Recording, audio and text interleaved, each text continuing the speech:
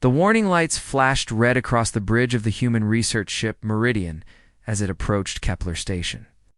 Captain Lisa Grant watched the massive structure grow larger on the main screen. The station looked like a giant metal flower, with 8 arms reaching out into space. Each arm was longer than 3 human ships placed end to end. "First time seeing a neutral station this big," said Dr. Jake Morrison as he joined the captain at the viewing window. His brown hair was neat and his uniform clean, but his hands shook slightly. This was his first major diplomatic mission. "Valkyrie built most of it," Captain Grant replied. "They're the main power in this sector now. Remember, Jake, they're not like us. Females run everything. Their males are smaller and quieter." Jake nodded and checked his datapad again. 3 months of preparation had led to this moment. Humanity needed allies out here in the far reaches of space, and the Valkyrie controlled 12 star systems. If they could make friends with this warrior race, human colonies would be safe from the other hostile species in the region. The docking bay doors opened with a deep rumble that Jake felt in his chest.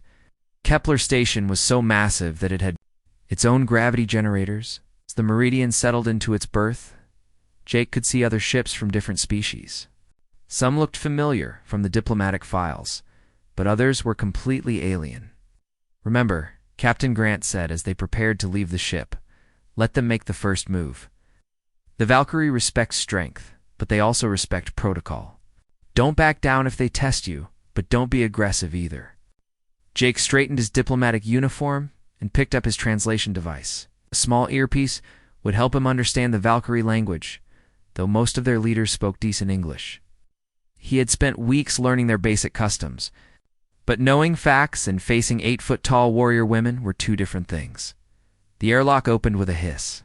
Jake stepped onto Kepler Station for the first time. The ceiling was at least 30 feet high, and everything was built on a scale much larger than human construction. The walls were dark metal decorated with strange symbols that seemed to tell stories of battles and victories. "Dr. Morrison?" A voice called from across the docking area. Jake turned to see a human station administrator hurrying toward them. The man looked nervous and kept glancing over his shoulder. "The Valkyrie delegation is waiting in conference room 7. They arrived early." "How early?" Jake asked as they walked through the station corridors. Other species moved around them, some humanoid and others completely alien. A few stopped to stare at the humans, and Jake tried not to feel self-conscious about his height. At 6 feet tall, he was average for a human male, but small compared to most species on the station. 2 hours early, the administrator replied. Commander Zarathak wanted to inspect the meeting room. She also requested that the gravity be set to Valkyrie standard for the meeting. Jake felt his stomach drop. Valkyrie standard gravity was nearly twice Earth normal. He would be fighting just to stand upright while trying to negotiate. Did she say why? Something about testing the resolve of potential allies? The administrator said with a worried expression. Dr. Morrison, the Valkyrie are not known for their patience with species they consider weak. They've conquered 3 different races in the past 50 years. They reached conference room 7, and Jake paused outside the door. He could hear deep voices speaking in the Valkyrie language, and occasionally someone would laugh. The sound was not pleasant. It reminded him of predators discussing their next meal. Good luck, the administrator whispered, then quickly walked away. Jake took a deep breath and pressed the door control. The heavy panel slid open and he stepped into the room. The increased gravity hit him immediately, making his legs feel like they were made of lead. The conference table was built for beings much larger than humans. The chairs looked like thrones. 5 Valkyrie warriors sat around the table, and they all turned to look at Jake as he entered. Each one was over 8 feet tall with broad shoulders and muscled arms. Their skin was pale blue-gray, and their hair was white or silver. They wore black uniforms with silver decorations that probably marked their ranks and achievements. The largest Valkyrie sat at the head of the table. She had scars on her face and arms, and her silver hair was braided with small metal rings.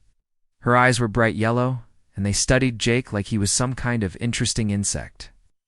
So, she said in accented English, this is what humanity sends to negotiate with the Valkyrie. How disappointing. Jake forced himself to walk normally, despite the heavy gravity. He had practiced moving in high-gravity chambers, but this was worse than anything he had experienced. "I am Dr. Jake Morrison, diplomatic representative of the Human Colonial Alliance. I assume you are Commander Zarathok." The other Valkyrie warriors whispered among themselves, and several of them chuckled. Commander Zarathak stood up, her full height making Jake feel like a child. She walked around the table with slow, deliberate steps.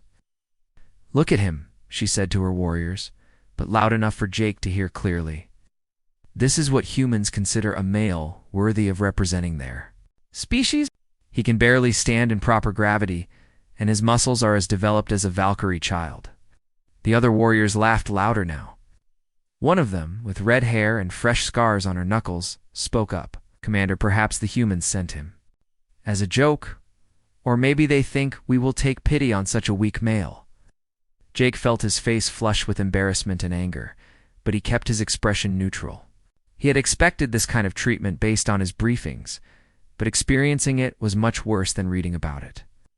The Valkyrie were testing him, trying to see if he would break under pressure or lose his temper. Commander Zarathak circled him slowly, like a predator examining wounded prey. "Tell me, weak male, what possible value could your species offer to the Valkyrie Empire? We have conquered races twice your size and 10 times your strength. What makes you think we need anything from humanity?" Jake straightened his shoulders and looked directly into her yellow eyes. Despite the crushing gravity and the humiliation, he kept his voice steady and calm. "Because strength is not always measured by the size of one's muscles, Commander. And the greatest warriors know the difference between power and wisdom." The room fell silent. The other Valkyrie warriors stopped laughing and turned their attention fully to Jake. "Commander?" Zarathak raised one eyebrow and smiled, but it was not a friendly expression. "Interesting words from such a small creature," she said. "Perhaps you would care to demonstrate this wisdom you speak of. After all, the Valkyrie way is to test the worth of potential allies through action, not words." Jake realized that his real test was just beginning. Jake stood in the heavy gravity of the conference room while Commander Zarathak circled him. The other Valkyrie warriors watched with hungry expressions, like spectators waiting for entertainment. The silence stretched on for several long seconds, before Jake spoke again. "What kind of test did you have in mind, Commander?" Jake asked. He kept his voice level, though sweat was already forming on his forehead from the strain of the increased gravity. Zarathak stopped directly in front of him and crossed her arms. "The arena on level 5. Single combat. No weapons except what nature gave us. If you win, we will consider your species worthy of our attention. If you lose, humanity will be classified as a prey species in our records." Turn cold. A prey species classification would mark humans as targets for conquest or slavery. Every Valkyrie ship would have permission to attack human colonies on sight, and if I refuse to fight, then we consider that an answer in itself, Zarathak said with a cruel smile. "A species that sends males who will not defend their honor is hardly worth our time as allies." The red-haired warrior laughed. "Commander, this is hardly fair. Look at him. One blow from you would break every bone in his weak body." "Then perhaps his species should have sent someone stronger," Zarathak replied. She turned to Jake and tilted her head. "Oh, what will it be, weak male? Will you face me in honorable combat? Or will you run back to your ship with your tail between your legs?" Jake looked around the room at the 5 towering warriors.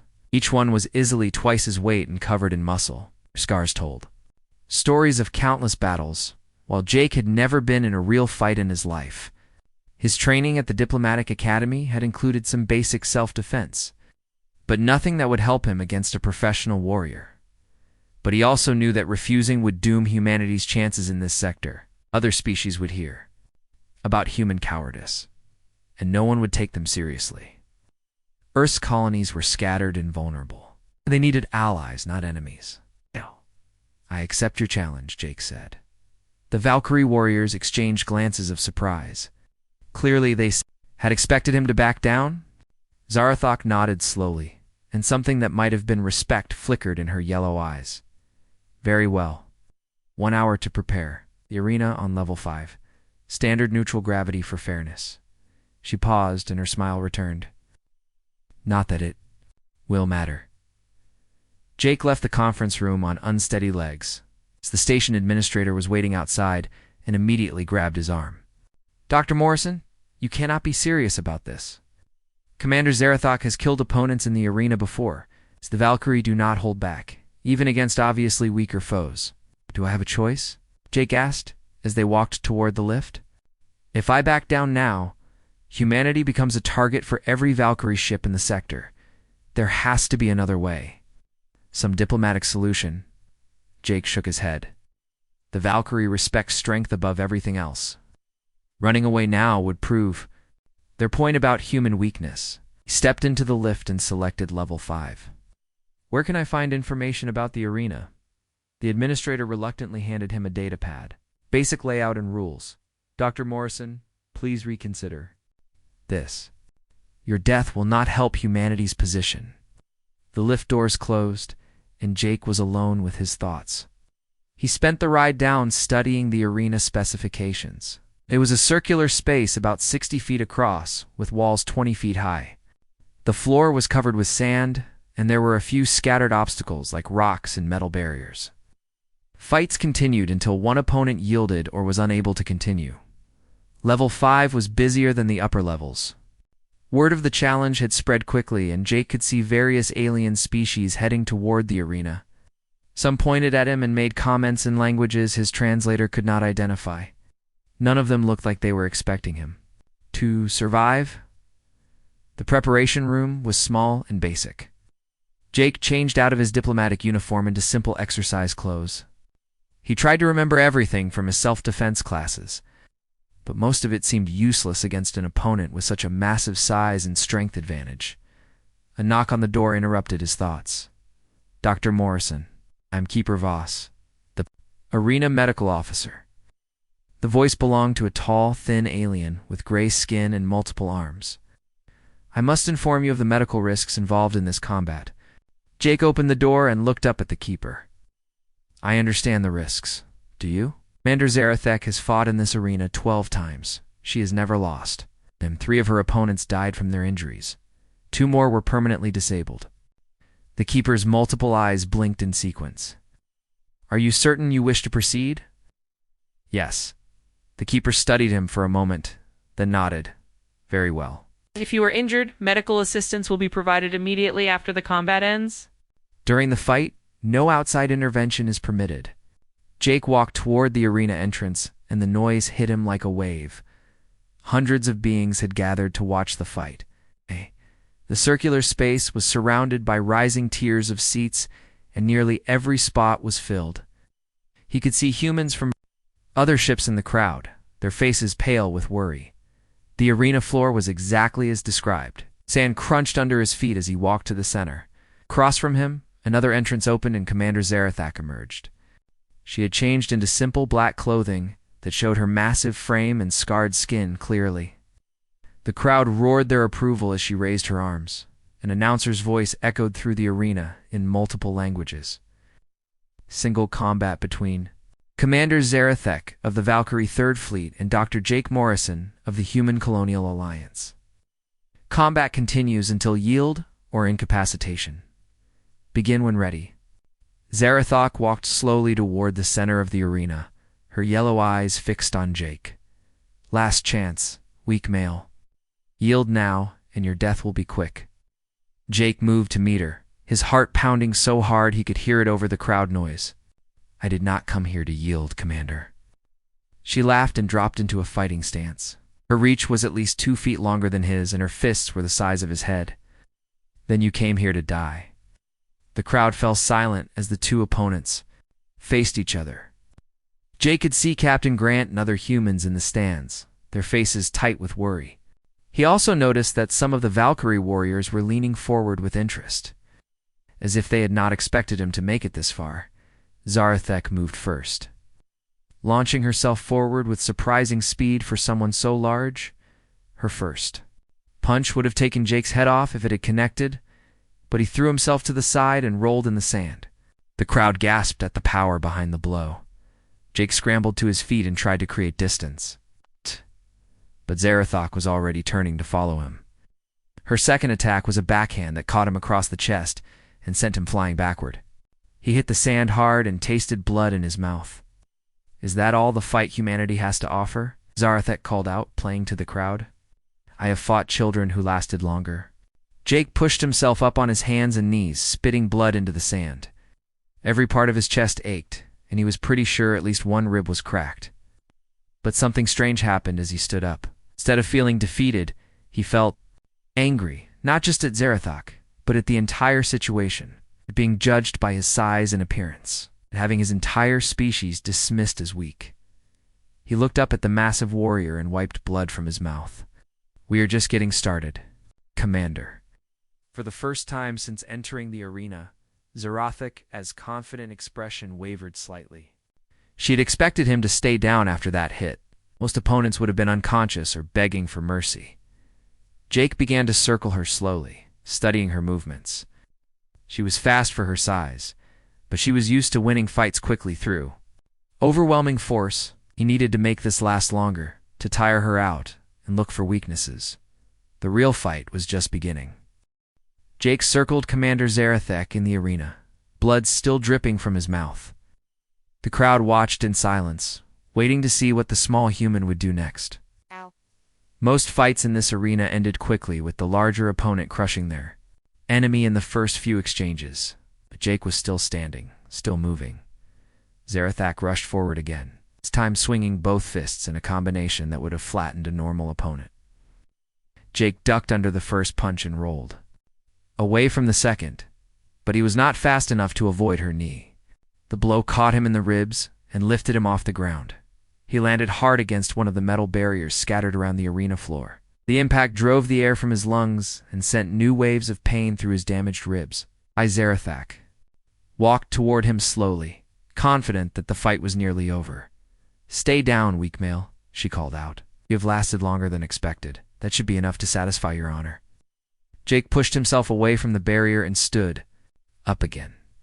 His vision was blurred, and every breath hurt, but he was not finished.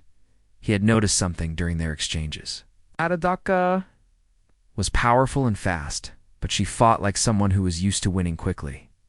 Her attacks were meant to end. "Fights in 1 or 2 hits. I told you," Jake said, wiping more blood from his face. "We are just getting started." The crowd murmured in surprise. Several Valkyrie warriors in the stands leaned forward with interest. They had never seen anyone take this much punishment from their commander and keep fighting. Zarathok's expression changed from confidence to annoyance. "Then I will hit you harder until you learn to stay down." She charged again, but this time, Jake was ready. Instead of trying to avoid her completely, he moved just enough to let her fist graze his shoulder instead of connecting solidly. The blow still sent him spinning, but he used the momentum to put one of the rock obstacles between them. Zarathek came around the rock with her guard down, expecting to find Jake collapsed on the ground.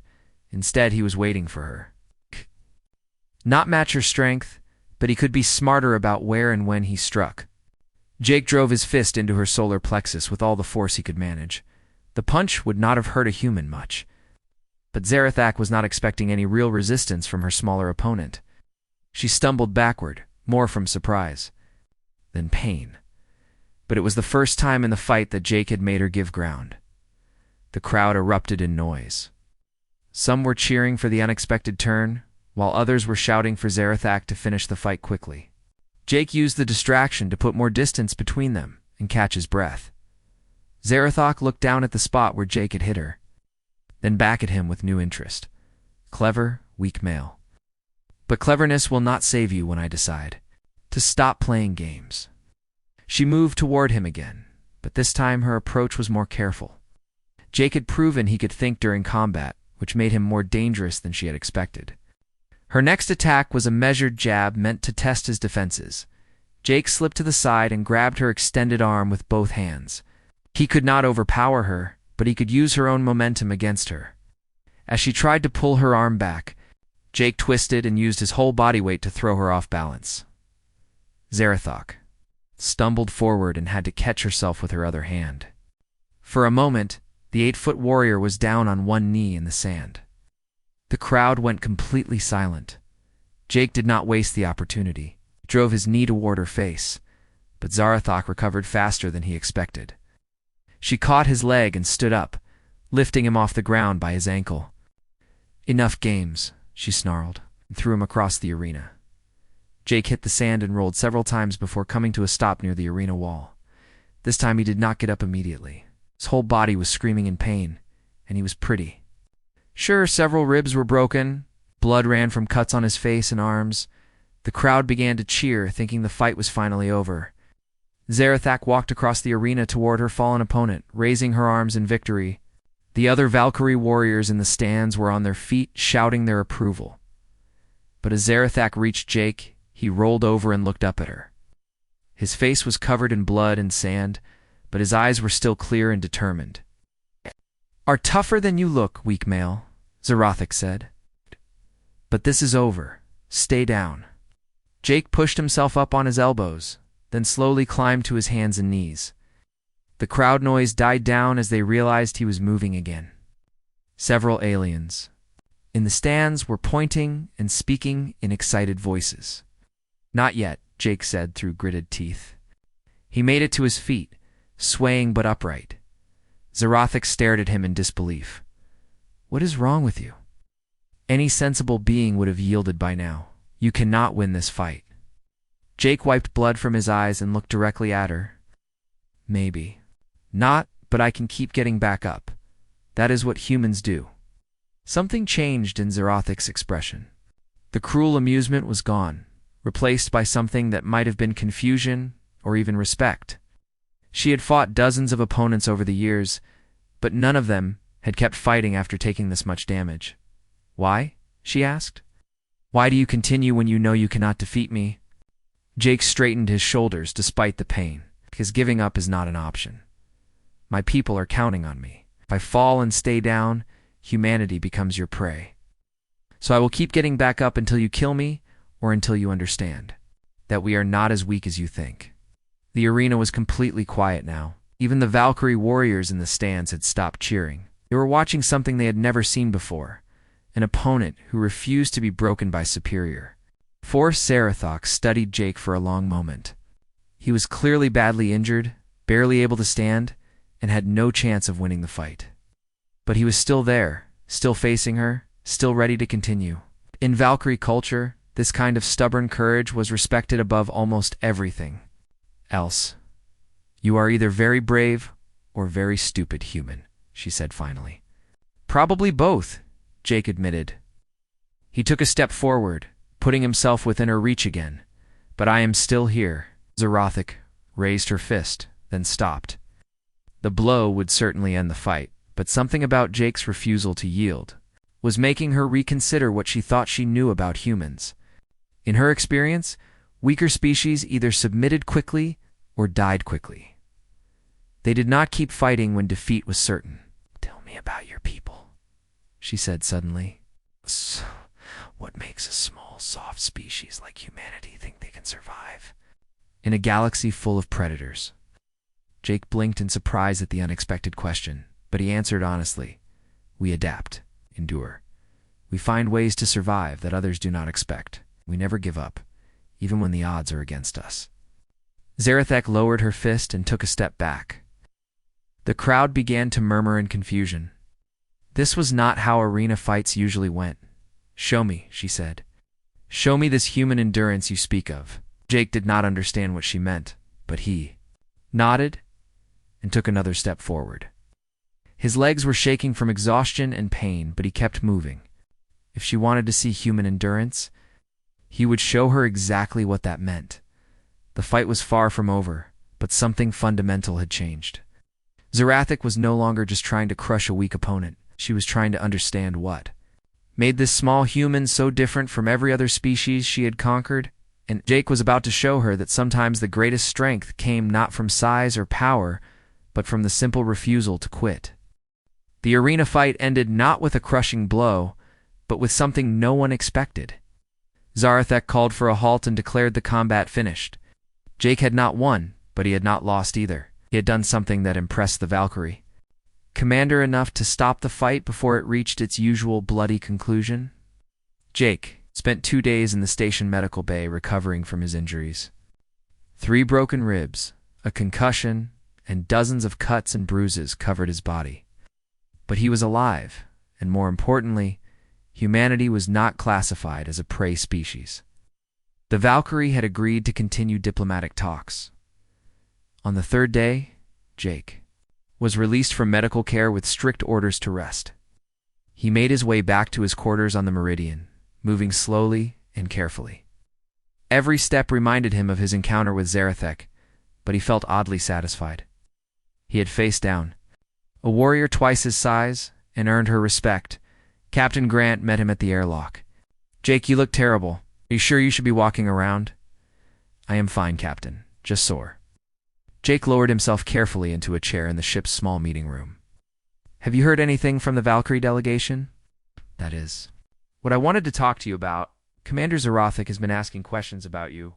Personal questions. She wants to know about your background, your family, your training. Yes. She also requested copies of human historical records." Frowned. "What kind of historical records?" "Military conflicts, mostly. She specifically asked about human warfare, survival stories, and what she called persistence hunting, our xenobiologist thinks. She is trying to understand something about human nature that the fight showed her." Before Jake could respond, his communication device chimed. The display showed an incoming message from Kepler Station. The sender was listed as Commander Zarathek. "Dr. Morrison, I request a private meeting to discuss matters of mutual interest. Level 12, Observation Deck 7, at 1800 hours. Come alone." Captain Grant read the message over Jake's shoulder. "Jake, I do not like this. It could be a trap. Or it could be exactly what we need," Jake replied. "She could have killed me in the arena if she wanted to. I think she wants something else now." That evening, Jake made his way to the observation deck. Level 12 was quieter than the commercial levels, with fewer beings moving through the corridors. Observation Deck 7 was a small room with a large window looking out at the stars. Sverathok was already there, standing with her back to the door. She had changed out of her military uniform and wore simple civilian clothes that made her look less intimidating. But Jake could still see the scars on her arms and the way she held herself ready for action. "You came," she said without turning around. "You asked me to." Jake closed the door behind him and walked to the window. "What did you want to discuss?" Zarathak finally turned to face him.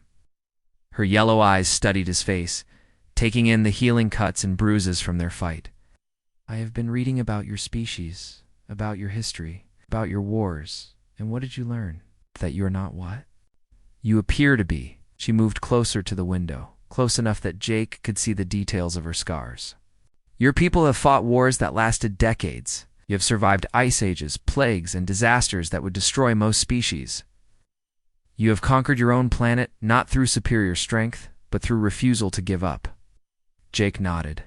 "Slowly, humans are stubborn. We do not quit easily. It is more than that." Zarathek's voice was quieter now, less commanding than it had been in the arena. "I read about something called the Botan Death March. Thousands of your soldiers were forced to walk for days without food or water. Many died, but others kept walking. They kept walking until they could not take another step, and then they kept walking anyway. That was a long time ago. Read about your space colonization efforts. Ships that were lost for months in deep space. Crews that survived on recycled air and emergency rations. Other species would have panicked or given up. Your people kept working, kept trying to find a way home. Some of them made it." Jake could see where this conversation was heading. "Commander, what is your point?" Zarathok was quiet for a long moment, looking out at the stars. "My people are warriors. We are strong and fast and fierce. We have conquered 12 star systems through superior combat ability, but we have a weakness." "What weakness?" "We break." She turned to face him directly. "When a Valkyrie is defeated, in combat, she accepts defeat. When a Valkyrie ship is outnumbered, the crew fights until they die or surrender. We do not have what you showed me in the arena. We do not have the ability to keep fighting when victory is impossible." Jake thought about this. Sometimes fighting when you cannot win is just stupid. and sometimes it is the only way to survive. Zerathik moved to one of the chairs and sat down, gesturing for Jake to do the same. I have been commander of this fleet for 8 years. Oh, in that time we have conquered 3 species and absorbed 2 others into our empire. But we have also lost ships to enemies who should have been weaker than us. How? Because they did not fight the way we expected. They used tactics we did not understand. They kept fighting when any sensible being would have retreated. They found ways to win that we never considered. Zerathik leaned forward. Fought like humans. Jake felt a chill run down his spine. What are you saying? I am saying that your species may be the key to something my people have been missing. We are strong, but strength alone is not enough to survive in this galaxy. We need to learn how to endure, how to adapt, how to keep fighting when the odds are against us. And you think humans can teach you that? I think humans are that. Zerathik stood up and walked back to the window. Dr. Morrison, I have a proposal for you. But first, I need to know more about your people. I need to understand how a species that looks so weak can be so impossibly strong. What kind of proposal? Kind that could change both our species forever. She looked at him seriously. But I need to be certain that what I saw in the arena was not just individual courage. I need to know if all humans have this stubborn refusal to quit, or if you are unusual even among your own kind. I am not special, Jake said honestly. Any human would have done the same thing in that arena. We are taught from childhood that giving up is not an option, that there is always a way forward if you are willing to keep trying. Even when you are outmatched, especially when we are outmatched. Jake looked out at the stars, thinking about human history. Some of our greatest victories came when we were facing impossible odds. We won because we were too stubborn to lose. Zerathik nodded slowly. That is what I thought. That is what I hoped. She turned away from the window and faced him. Dr. Morrison, what I am about to tell you must remain between us for now. But I believe our species need each other more than either of us realizes. In what way? My people are warriors, but we are becoming predictable. We fight the same way we always have, and our enemies are learning to counter our tactics. We need to learn new ways of thinking, new ways of fighting, new ways of surviving. Jake thought about this. And what would humans get from such an arrangement? Protection, alliance, access to Valkyrie technology and territory? Zerathik paused, and something else. Something that could benefit both our species in ways you may not have considered. What? Zerathik was quiet for a long moment. Have you ever wondered why some species thrive while others disappear? Why some civilizations last for thousands of years while others collapse after a few generations? Assume it has to do with Adaptability, exactly. Adaptability comes from diversity. From mixing different strengths and different ways of thinking. She looked at Jake intently. My people are strong but inflexible. Yours are adaptable but physically weak. Together, we might be something neither of us could be alone. Jake began to understand what she was suggesting. We're talking about more than just a military alliance. Much more. Zerathik moved closer to him. I'm talking about the future of both our species. About creating something new that combines the best of what we each have to offer. The observation deck fell silent except for the quiet hum of the station's life support systems.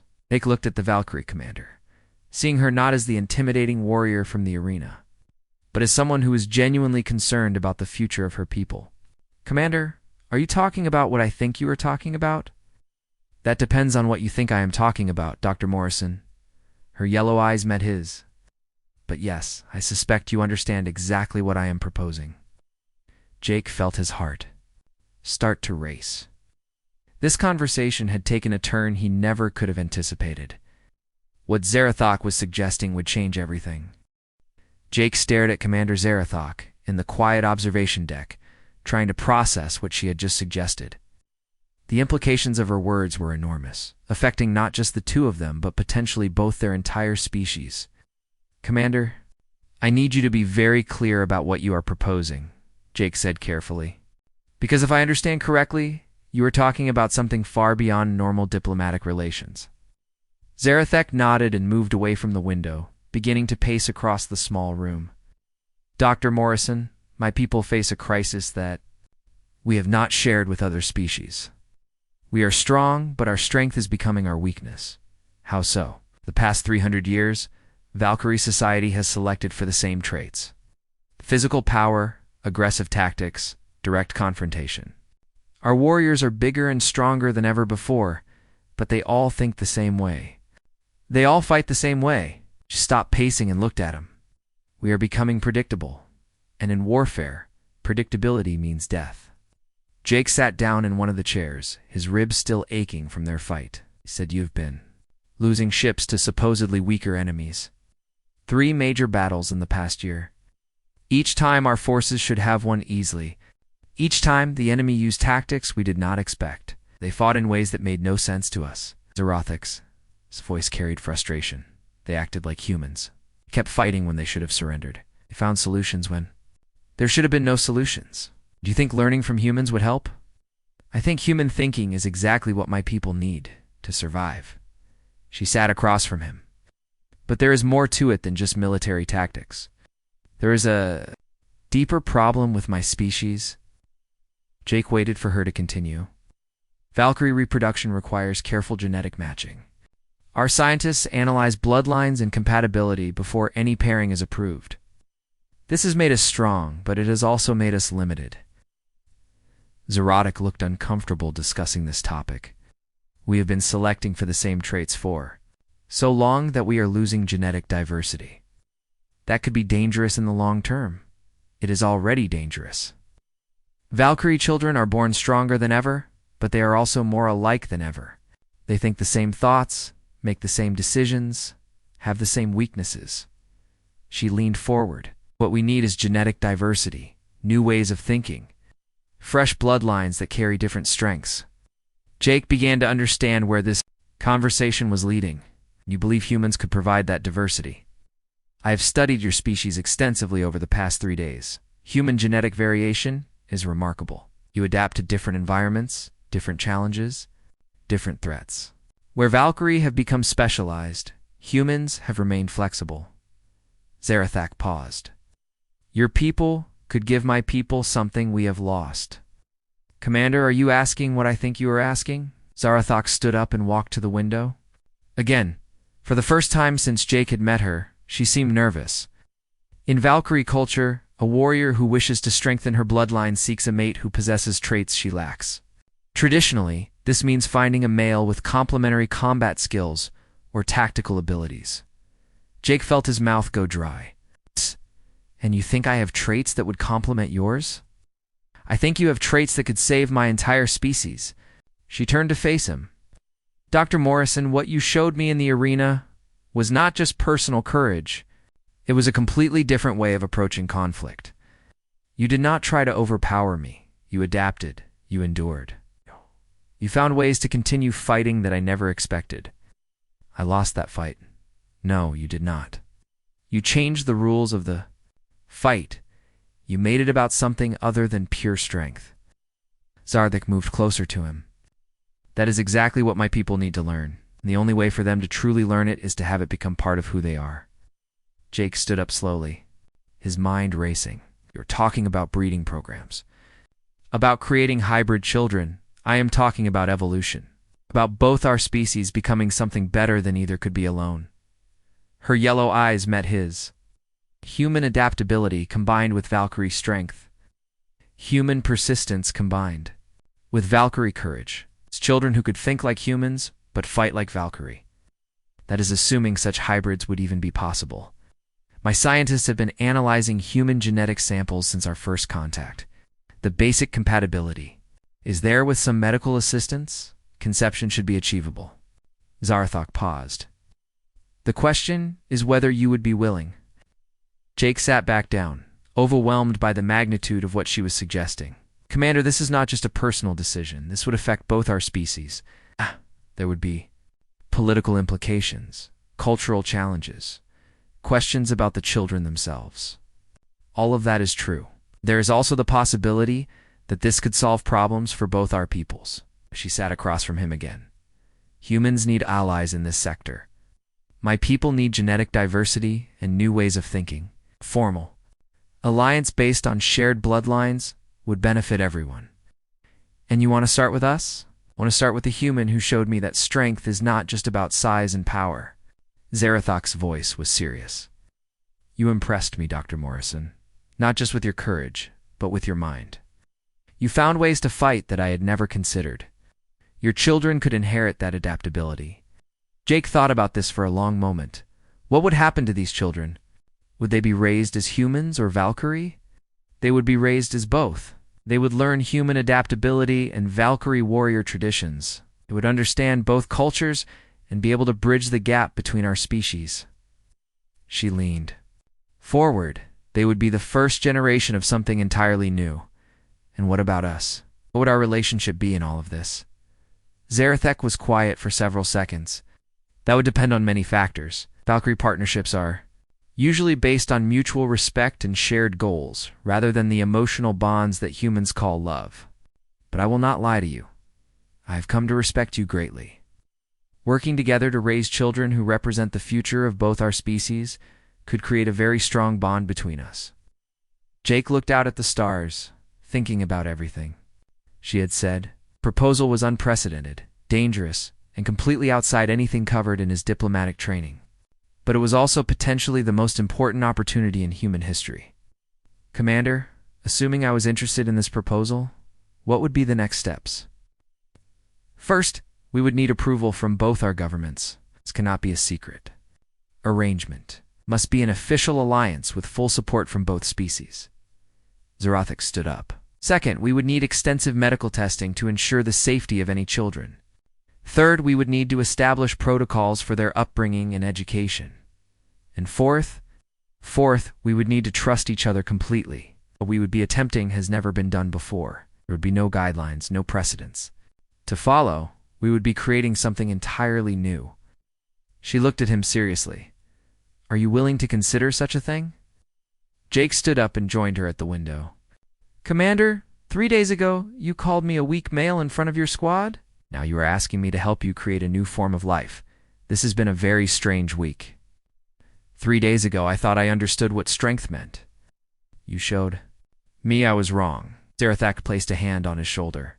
The question now is whether you are willing to show both our species what they could become together. Jake looked at the massive Valkyrie warrior standing beside him. A week ago, he would never have imagined having this conversation. But everything had changed since their fight in the arena. It's not just between them, but potentially for all of humanity. I will need time to think about this. I will need to discuss it with my government. Of course. But Dr. Morrison, please consider this carefully. What we are discussing could determine the future of both our species. The children we create could be the bridge between human adaptability and Valkyrie's strength. They could be something neither of us could produce alone. Jake nodded slowly. I understand the importance of what you are suggesting. Give me a few days to process all of this. Take all the time you need. But remember, the galaxy is a dangerous place. Species that cannot adapt do not survive. Together, we might be able to ensure that both humans and Valkyrie not only survive, but thrive. As Jake left the observation deck, his mind was spinning with possibilities and challenges. Zarathak's proposal would change everything, but it might also be exactly what both species needed to face the future. 3 weeks after his conversation with Commander Zarathak, Jake found himself standing in the main conference room of Kepler Station once again.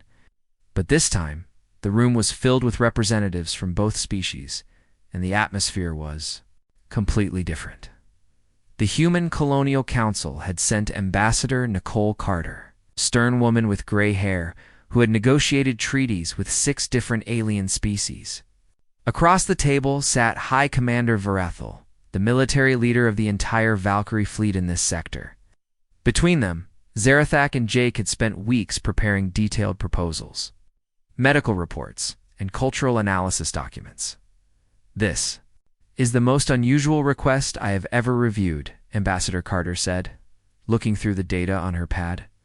Dr. Morrison, you are asking the Human Colonial Council to approve a breeding program with an alien species. The political implications alone are staggering.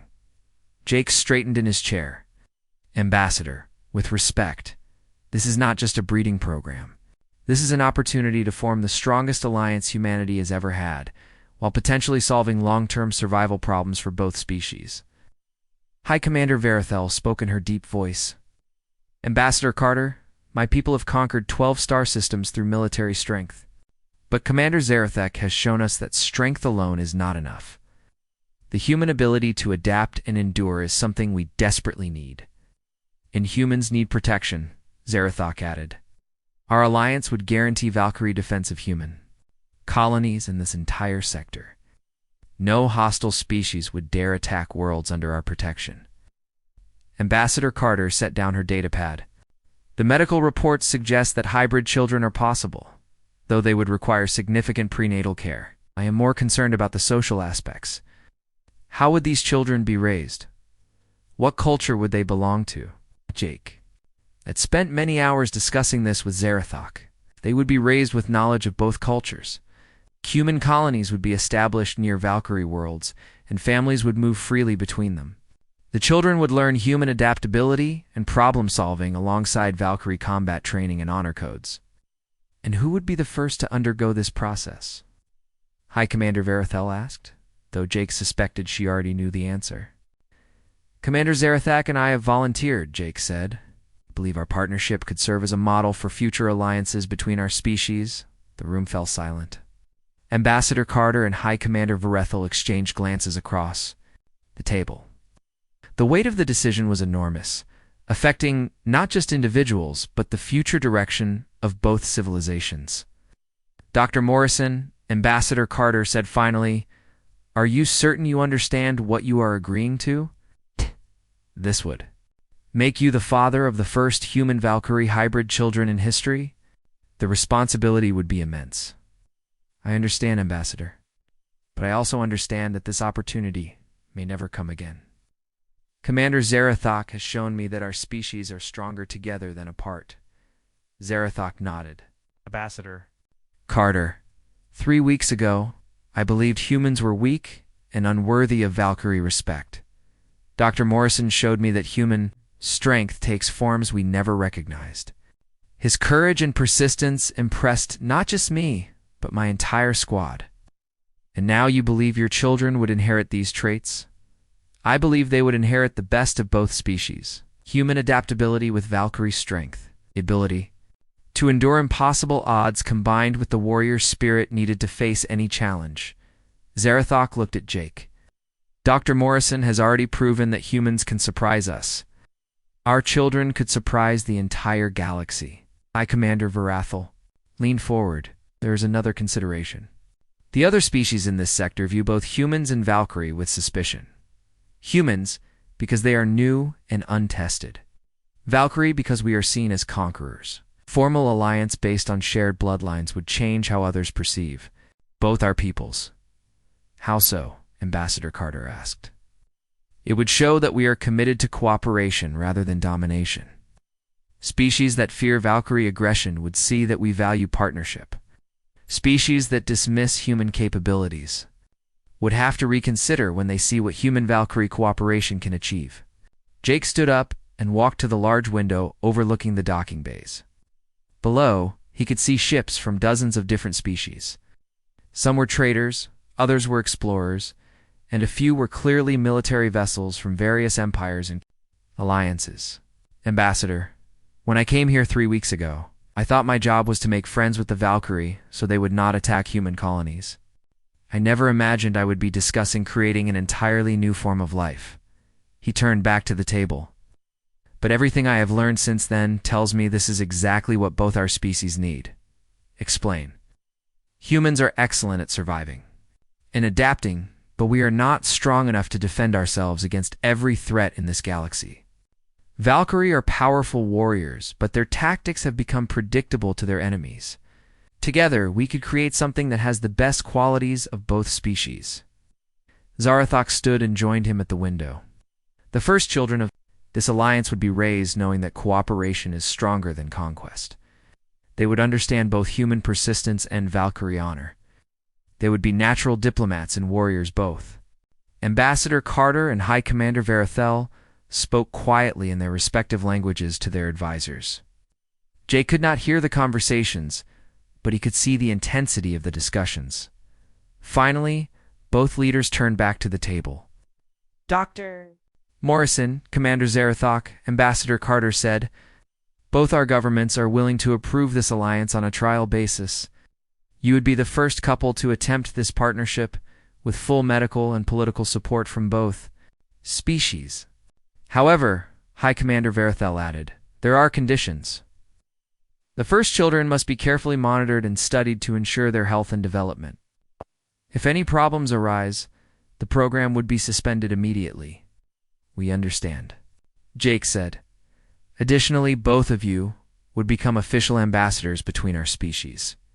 Your relationship would not be private. You would be public symbols of human-Valkyrie cooperation." Zarathak nodded. "We accept these conditions." Ambassador Carter stood up. "And I am authorized to announce the first formal alliance between the Human Colonial Council and the Valkyrie Empire. Dr. Morrison and Commander Agnes Zarathek will establish the first joint human-Valkyrie settlement, where children of both species will be raised together." 6 months later, Jake stood on the observation deck of New Harmony Station, watching construction crews from both species working together to build the first permanent settlement. Human engineers worked alongside Valkyrie warriors, combining human technology with Valkyrie strength to create something neither could have built alone. Zarathak joined him at the window, Nice. her hand resting on her growing belly. The medical procedures had been successful, and their first child was developing normally. Early scans suggested the baby would have human adaptability combined with enhanced Valkyrie physical capabilities. "Are you nervous?" she asked. Jake smiled and put his arm around her shoulders. Terrified, but also excited. "Our child will be the first of something completely new. It's the first of many, I hope."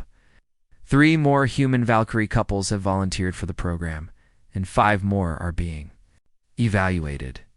Jake looked down at the construction site where humans and Valkyrie were working side by side. Children from both species played together in the recreation areas, already learning from each other. Look at them. They are not seeing differences anymore. They are just seeing friends and partners. That is what our children will grow up with. They will see cooperation as normal, not unusual. Zarathok squeezed his hand. "They will be the bridge between our species, but they will also be something entirely their own." A year later, Jake held his daughter for the first time. She was beautiful, with her mother's silver hair and her father's brown eyes. She was larger than a human baby, but smaller than a typical Valkyrie infant. The medical team confirmed that she was perfectly healthy and developing exactly as expected. "Should we call her?" Zarathik asked from her hospital bed. "Something that represents both our peoples," Jake said. "Something that shows she belongs to both worlds," Hope Zarathek said quietly. "Let us call her Hope, because that is what she represents for both our species." Jake looked down at his daughter, this tiny being who represented the future of 2 civilizations. She would grow up in a world where human persistence and Valkyrie strength were not opposites, but partners. She would be raised knowing that differences were not weaknesses, but opportunities for cooperation, as he held Hope. In his arms, Jake realized that what had started as a humiliating encounter in a conference room had become the beginning of something remarkable, not just for him and Zarathok, but for every human and Valkyrie who would follow in their footsteps. The weak male who had been mocked for his small size and soft appearance had become the father of a new kind of strength. A strength that came not from size or power, but from the willingness to build bridges instead of walls, to find cooperation instead of conquest, and to create something better than either species could achieve alone.